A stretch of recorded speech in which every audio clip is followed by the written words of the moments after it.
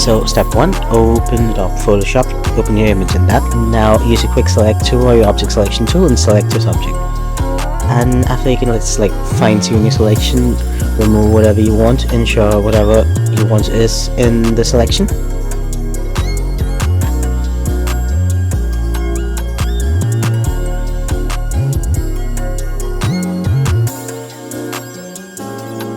Once you select it, copy the layer. Here we will be using the single row or the single column marquee tool. This example here I'm using the single column. You can choose whichever you want. And select your column which you think is the column that has the most number of colors, which will give you the effect that you want. I mean, the more the colors the better. So yeah, then layer that way I copy.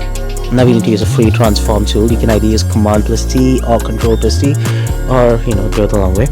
Make sure the the link thingy is off, and boom, there you go.